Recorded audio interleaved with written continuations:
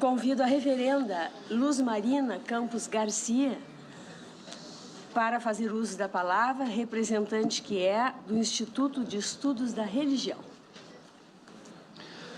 A doutora Luz Marina Campos é teóloga pelo Seminário Teológico Batista do Sul do Brasil, bacharel em Direito e Ciências Sociais, mestre em Direito e doutoranda pela Faculdade Nacional de Direito da Universidade Federal do Rio de Janeiro. É pastora da Igreja Evangélica de Confissão Luterana no Brasil. Trabalhou no Instituto de Estudos da Religião e segue sendo colaboradora desta instituição. Também foi presidente do Conselho de Igrejas Cristãs do Estado do Rio de Janeiro e segue sendo membro de sua diretoria. É membro do Conselho Estadual de Defesa e Promoção da Liberdade Religiosa do Estado do Rio de Janeiro. Tem uma trajetória internacional através do Movimento Ecumênico, do Conselho Mundial de Igrejas e da Federação Luterana Mundial, organizações profundamente engajadas com a defesa da democracia, dos direitos humanos, da liberdade religiosa e da justiça de gênero. Compõe o comitê organizador da Consulta Global de comemoração do 20º aniversário da década ecumênica de solidariedade das igrejas com as mulheres, do Conselho Mundial de Igrejas, a ser realizada de 1º a 6 de outubro de 2018 na Jamaica. Seu trabalho conecta direitos humanos e teologia a partir de uma perspectiva de gênero.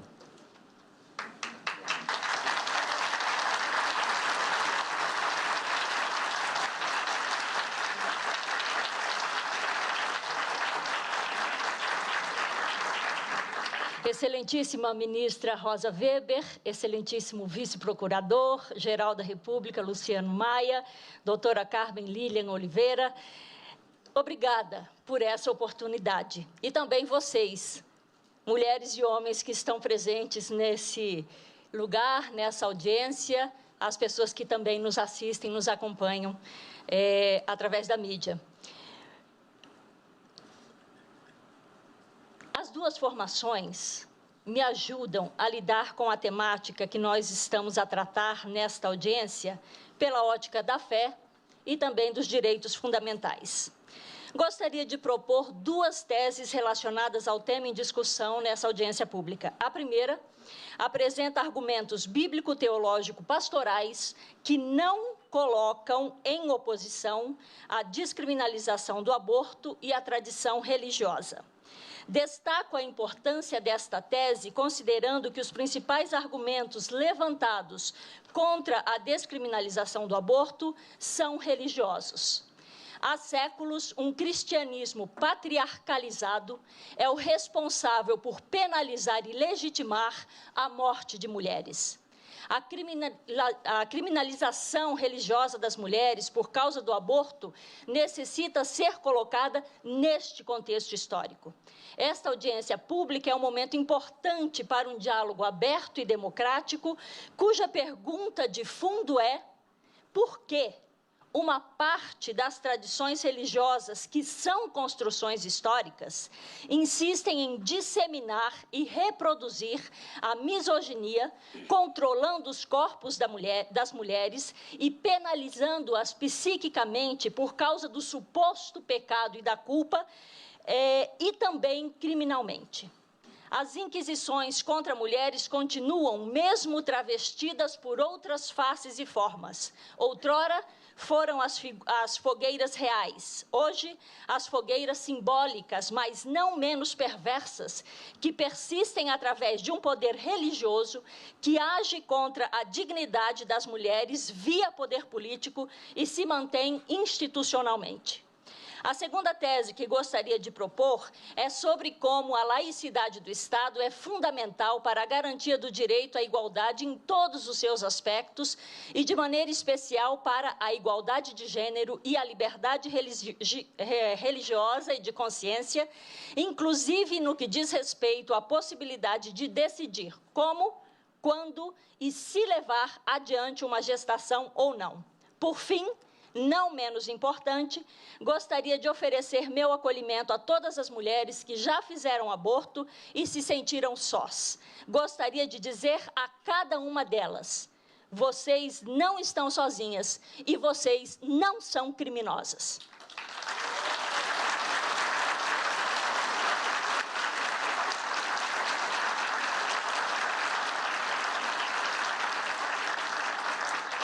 A minha primeira tese, a Bíblia não condena o aborto. A noção de verdade é fundamental para a teologia cristã. Chega-se à verdade através do conhecimento. Mas buscar conhecimento de um tema que é considerado crime é difícil, porque a criminalização nos afasta do ser humano. Quando uma mulher é considerada criminosa por realizar um aborto, ela se sente desamparada e não podemos conhecer precisamente o que se passa com ela. A falta de acesso a dados reais cria um falseamento sobre a realidade e pode encobrir a verdade, de forma a fomentar os malefícios resultados da falta de clareza. Sem a verdade não há libertação, é o que ensina o texto bíblico. Conhecereis a verdade vos libertará. Sem conhecer a verdade sobre o aborto, não é possível criar políticas públicas necessárias ao enfrentamento da realidade das pessoas que o realizaram. A criminalização impede, então, que se faça um mapeamento da situação da saúde das mulheres, impede ainda que se conheça em maior profundidade o que concerne a vida dessas mulheres, como e por quais motivos realizam as suas escolhas privadas. E hoje, os dados que temos sobre como as mulheres vivem as suas escolhas reprodutivas nos informam que são mulheres comuns, porque são jovens, têm filhos e seguem uma das religiões majoritárias no país. Estamos falando de mulheres evangélicas, católicas, espíritas. Olhando para esses dados e para a realidade que eles revelam, perguntamo-nos: essas mulheres comuns, mulheres de fé, nossas irmãs, devem ser consideradas criminosas? As políticas de gênero do Conselho Mundial de Igrejas, da Federação Luterana Mundial, da Aliança Mundial das Igrejas Reformadas, dentre outros organismos internacionais que orientam as igrejas ecumênicas, protestantes, evangélicas e ortodoxas ao redor do mundo, inclusive no Brasil, recolhem o trabalho de biblistas, teólogas e teólogos que, desde o início do século XX, têm produzido releituras hermenêuticas a partir de uma perspectiva de gênero. Gênero não é ideologia, é um instrumental de análise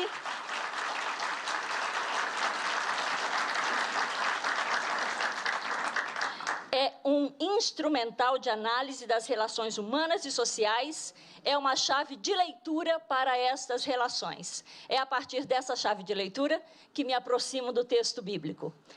Há apenas 2 textos no Antigo Testamento que mencionam o aborto. O primeiro, em Êxodo 21, determina que se uma mulher, por estar envolvida na briga entre o seu marido e outro homem, for ferida e abortar, o agressor deve pagar uma indenização para o marido.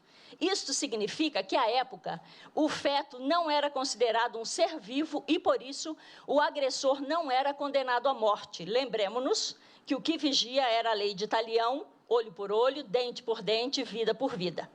O segundo texto, em Números 5, relata um aborto ritual praticado pelo sacerdote.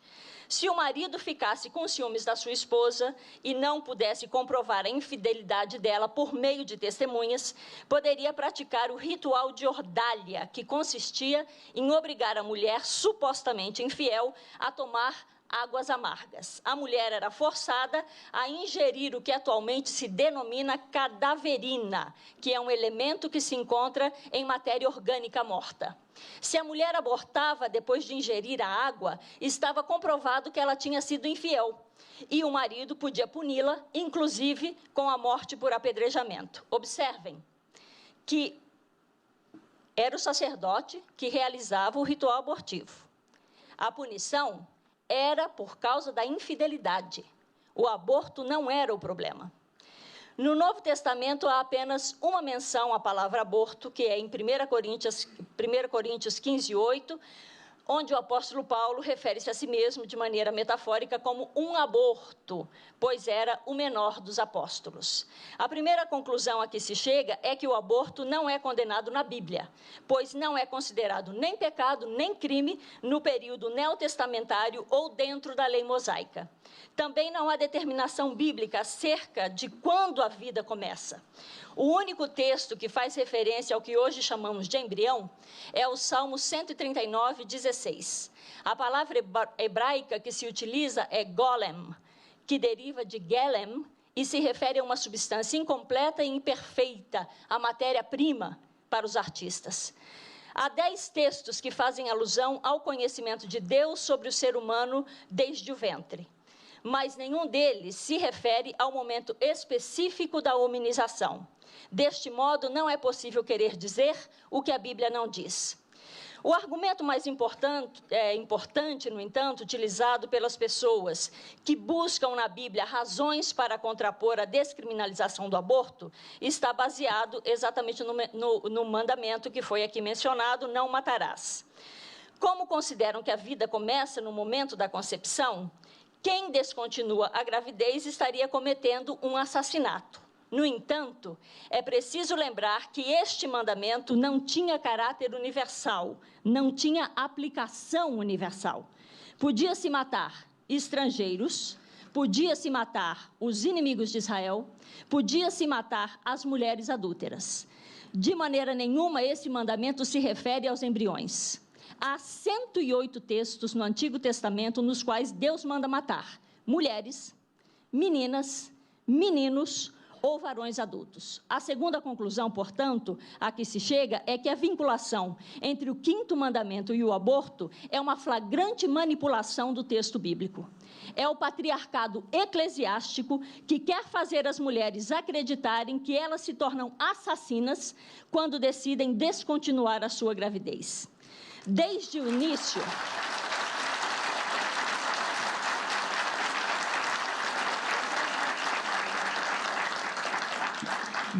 início, a cultura patriarcal eclesiástica excluiu as mulheres de espaços importantes e decisórios da vida da comunidade cristã. Elas tinham sido parte integral do movimento de Jesus e da sua liderança. No entanto, ao se tornar religião do Império Romano, o cristianismo fechou-se para as mulheres. Elas ficaram fora do processo de redação, recompilação e canonização dos textos bíblicos. E no decorrer dos séculos, elas não só permaneceram excluídas, mas foram culpabilizadas pela entrada do pecado no mundo, foram demonizadas como bruxas e esvaziadas da sua condição de ser autônomo. Portanto, por esse brevíssimo panorama, ao chegarmos ao século XXI, entendemos como se construiu a história, mas nós não queremos continuar repetindo-a. Nós não aceitamos que se insista na culpabilização das mulheres ou que se lhes retire a possibilidade de decidir como se não fossem seres capazes de exercitar a autonomia. O mandato religioso que nós, pessoas ordenadas, temos é de grande responsabilidade. Portanto, não podemos manipular as hermenêuticas bíblicas para pontificar o que Deus não diz. E não esqueçamos, o único com poder de julgar é Deus. E Deus é graça e amor incondicional. A ordenação sacerdotal não nos dá o poder de julgar. A nossa missão é essencialmente servir e amar, como o próprio Cristo fez. Seu exemplo de defesa firme e corajosa das mulheres é digno de registro. Eu lembro aqui o caso da mulher adúltera que foi condenada à morte por apedrejamento e depois de defendê-la, livrando-a dos apedrejadores, Jesus lhe disse: mulher, eu tampouco te condeno. A capacidade de gerar uma vida nova é muito mais do que cumprir uma lei da natureza, da sociedade ou da religião. Ela precisa ser uma decisão refletida de homens e mulheres que possuem a capacidade de escolher ter filhos e filhas amadas e desejadas. O aborto não é uma escolha leviana de mulheres que decidiram não ser esse o tempo certo para gerar uma nova vida. O aborto é uma decisão difícil, desesperada muitas vezes. Não cabe a nós, como sociedade, como Estado ou como gente de fé, amontoar aflição sobre aflição, como dizia Lutero, culpa sobre culpa, medo sobre medo, abandono sobre abandono, dor sobre dor, ao ameaçar com a prisão e com a categorização de assassina alguém que está numa profunda situação de vulnerabilidade. Eu fui pastora por 9 anos na Igreja Evangélica Luterana de Genebra, na Suíça. Certa vez, recebi uma ligação telefônica do Hospital Cantonal solicitando atenção pastoral para um casal australiano que tinha decidido descontinuar a gravidez. Eles choraram muito e sofreram muito, mas essa foi a decisão possível para eles naquele momento. Que bom que na Suíça o aborto não é criminalizado. E que bom que a igreja foi lembrada para consolar este casal que sofria. Com este exemplo, eu trago o que poderia ser uma ação diaconal das igrejas para casais e para mulheres que vivem situações similares. A nós cabe levar o consolo, ouvir as dores, orar junto, perdoar, jamais condenar, jamais criminalizar. O aborto é uma questão de saúde pública e questões de saúde pública não devem ser resolvidas através do direito penal nem da Bíblia, sobretudo por uma interpretação enviesada por interesses masculinos. A segunda tese que eu quero defender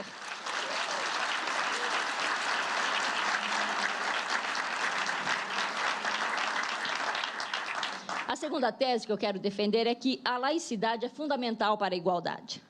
A laicidade do Estado brasileiro é garantida expressamente em nosso texto constitucional e é fundamental à diversidade de crenças de nosso país.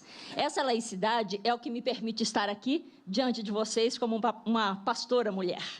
A construção do Estado laico tem uma longa trajetória sustentada por muitas e muitos que assumimos a defesa da liberdade de pensamento e da democracia como elementos fundamentais da nossa vida em sociedade. A ideia de laicidade que nos orienta tem um percurso histórico cujo recorte temporal eu gostaria de situar no século XVI, na Reforma Protestante, que comemorou seu aniversário de 500 anos no ano passado.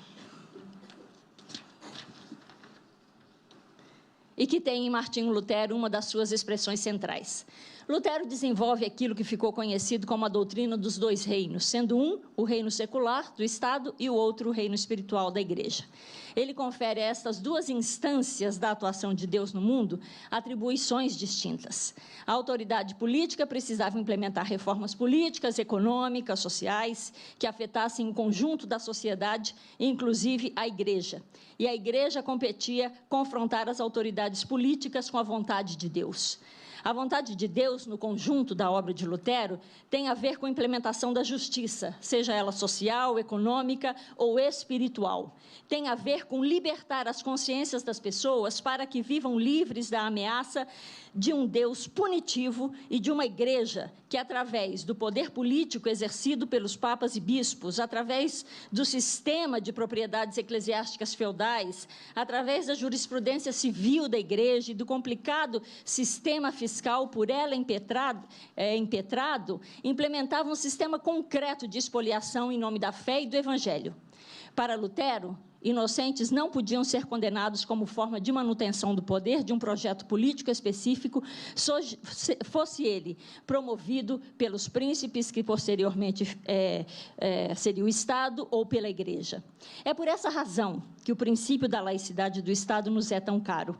E é por essa razão que hoje continuamos alertando sobre a necessidade de estabelecermos leis laicas, justas, para evitar a utilização do direito canônico ou o conjunto conceitual e valorativo de uma ou outra religião como uma ferramenta reguladora e jurídica da vida social de todos os cidadãos, crentes e não crentes,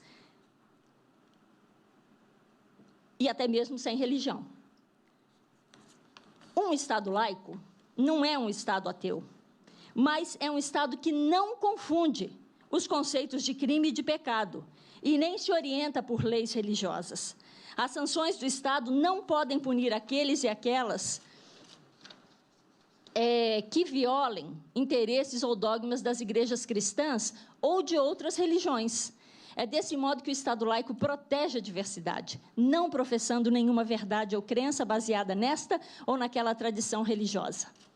Para encerrar, eu gostaria de estender o meu acolhimento a todas as mulheres que passaram pelo procedimento do aborto e, em especial, aquelas que já se sentiram desamparadas e com medo porque foram julgadas por vozes religiosas. Não quero que entendam esta minha palavra como uma imposição da minha fé às outras, mas como um abraço da minha fé para as demais. Volto ao Martinho Lutero. A reforma protestante, liderada por ele, iniciou-se através de uma luta. Lutero debatia-se à busca de um Deus justo e não podia aceitar uma prática de fé que pusesse restrições ao perdão e à salvação. A justificação, o perdão dos pecados e a salvação deviam ser frutos exclusivos da graça de Deus, dados de forma gratuita a todas as pessoas por meio da fé. Nenhuma lei humana poderia pretender restringir o perdão que vem de Deus, nem impedir o acesso à gratuidade do amor que acolhe a todas e todos, sem distinção e sem condicionamentos. A característica mais fundamental desse Deus que Lutero descobriu é a graça. É amor que se abre em aceitação, em acolhimento, e não há ninguém, nenhuma instituição, nenhuma lei de Estado, de igreja, de tradição religiosa, que possa separar as pessoas que sofrem ou não dessa força de amor que em si tudo recebe, tudo transforma e tudo faz ressurgir. Mulheres, vocês são pessoas amadas, dignas e livres para escolher o seu presente e o seu futuro e para planejar a sua vida e a da sua família. E é esta dignidade pessoa de profunda humana, autônoma, que o Estado brasileiro, através desta corte, está chamado a garantir.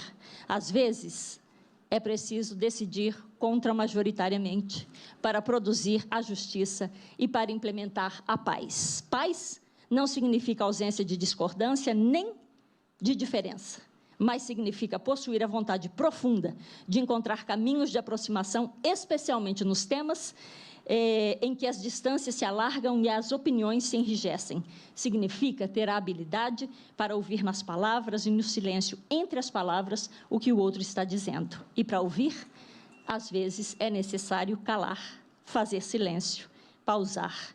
E eu tenho a impressão de que nós estamos precisando fazer uma pausa enquanto sociedade para nos reencontrar, para nos reencontrar, para defender com vigor o princípio da laicidade do Estado, para retomar a normalidade democrática e para desencarcerar a nossa esperança.